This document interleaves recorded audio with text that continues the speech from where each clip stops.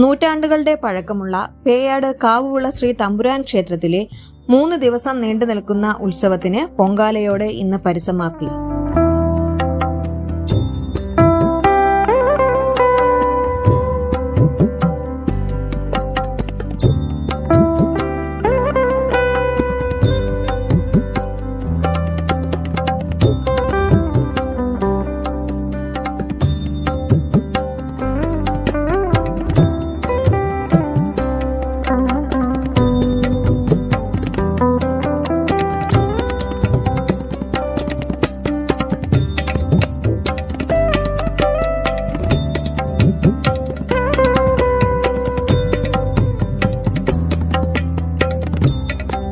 ഭഗവാന്റെ അനുഗ്രഹം കൊണ്ട് നിരവധി അത്ഭുത പ്രവൃത്തികൾ നടന്നിട്ടുള്ള ഈ ക്ഷേത്രത്തിൽ നിരവധി ഭക്തജനങ്ങളാണ് പൊങ്കാല അർപ്പിക്കാനായി എത്തിച്ചേർന്നത്.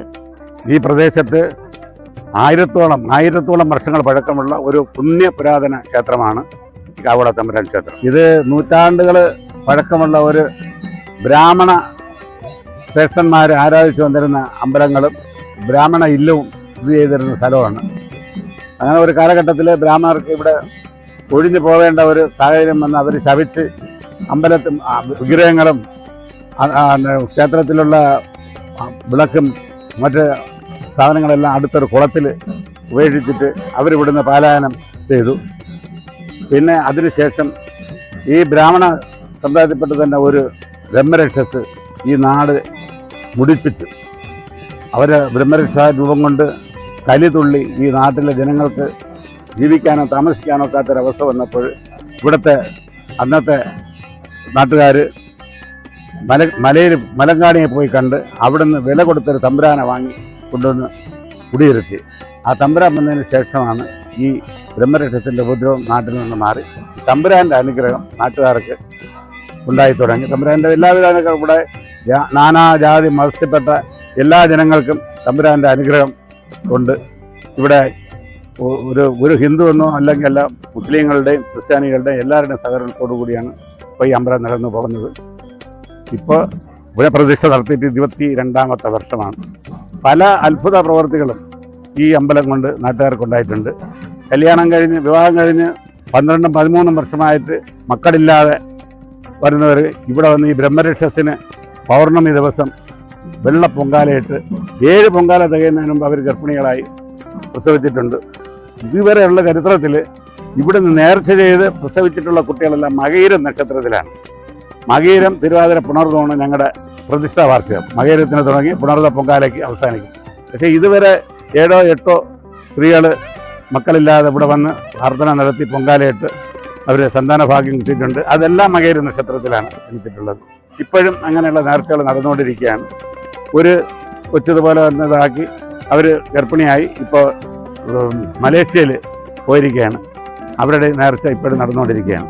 അങ്ങനെ എന്തുകൊണ്ടും പുകൾപ്പെട്ട ഒരു സ്ഥലമാണ് കാവുവിള ശ്രീ തമ്പുരാൻ ക്ഷേത്രം.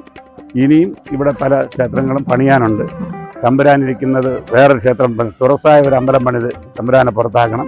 വർഷങ്ങൾക്ക് മുമ്പ് 2017 ഈ ശ്രീകോവിലിനകത്തെ ചുവരിൽ ശിവന്റെ ഒരു പൂർണ്ണകായ രൂപം പ്രത്യക്ഷപ്പെട്ട് അപ്പോഴ് ദേവപ്രശ്നം വെച്ചപ്പോഴാണ് ശിവന്റെ സാന്നിധ്യം കൊണ്ട് ശിവന് വേണ്ടിയിട്ട് ഒരു അമ്പലം പണിയണം എന്ന് പറഞ്ഞു.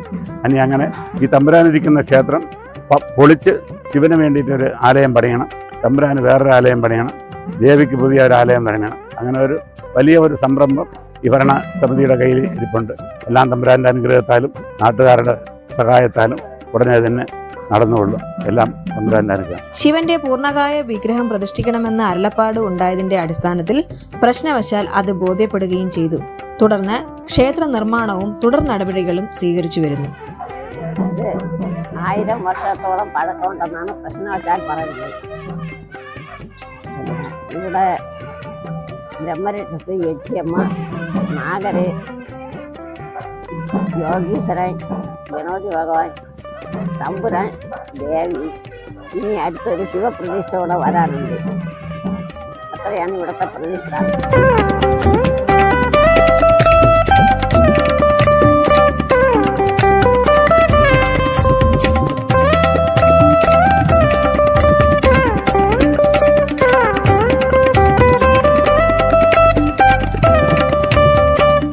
സമയത്താണ് മോളെ കല്യാണം കഴിഞ്ഞത്. എല്ലാം ഇവിടെ കാവുവിള ദേവിയുടെ അനുഗ്രഹത്തോടെയാണ് മോക്ക് കുഞ്ഞുണ്ടായത്. ഞങ്ങളൊരു സ്വന്തമായിട്ടൊരു വീട് വാങ്ങിച്ചതുമല്ല, ദേവിയുടെ അനുഗ്രഹവും കാവുവിള തമ്പുരാൻ്റെ അനുഗ്രഹമായിട്ടാണ്. 3 വർഷം കഴിഞ്ഞിട്ടാണ് മോക്ക് കുട്ടി ഉണ്ടായത്. മകയിരം നക്ഷത്രമായിരുന്നു. ആണെങ്കിൽ നല്ല വിശ്വാസം, എനിക്ക് വിശ്വാസമുള്ളൊരു അമ്പലമാണ്.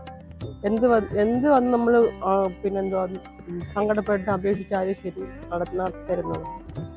ഇവിടെ ഞാനൊരു ഇതും കൂടെ കൂട്ടിയിട്ട് 5ാമത്തെ പ്രാവശ്യമാണ് പൊങ്കാല ഇടുന്നത്. അതെൻ്റെ ഒരു വിശ്വാസമാണ്. എല്ലാം ശരിയായി വരും, ദൈവം ശരിയാക്കി തരും എന്നുള്ളൊരു വിശ്വാസം കൊണ്ടാണ് ഞാൻ ചെയ്യുന്നത്. എനിക്കതിൽ വിശ്വാസമുണ്ട്. പൗർണമിയുടെ അന്ന് പാൽപ്പായസമൊക്കെ കഴിച്ചിട്ടാണ് ഞാൻ മോളുടെ അടുത്തോട്ട് പോയത്. അപ്പോൾ എല്ലാം ഇവിടുത്തെ എല്ലാ ദൈവങ്ങളുടെയും അനുഗ്രഹം എൻ്റെ കൂടെ എപ്പോഴും ഉണ്ട്.